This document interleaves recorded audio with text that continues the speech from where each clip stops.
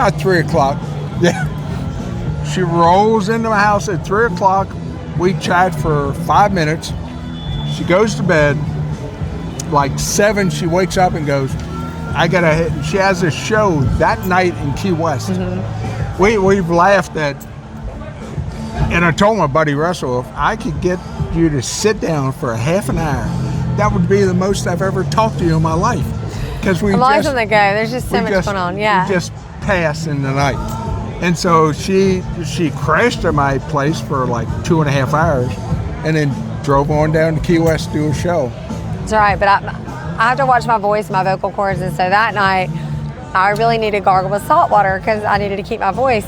And I walked out in the kitchen and I was like, do you have any salt? Yeah. And he was like, yeah, I think so. And then she went back in the bathroom and I walked back out to the kitchen and there's this container of salt sitting on my counter. And then she comes back out and I go, you had your own salt.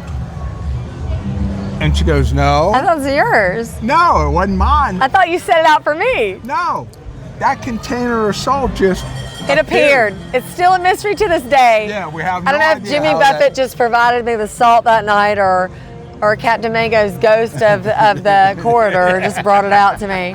But it was really weird. And I was like, well, thank you. So I was able to gargle and get my voice back for the show in Key West the next day. And then I've been on, she always gets me up to sing the song she wrote for me. I'm a pirate. Even though before she knew me, you know?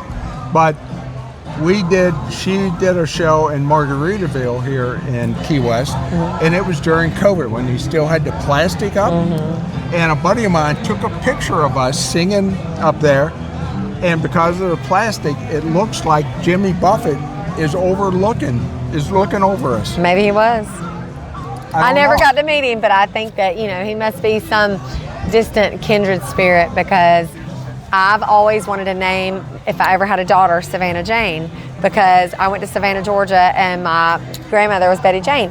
And so I just thought that'd be such a beautiful daughter's name. And one time I was playing in Chicago at a friend's house, and they had a boat behind the stage that said Savannah Jane. I was like, that's so random. That's the name I had picked out for my daughter. And they were like, that's Jimmy Buffett's daughter's name.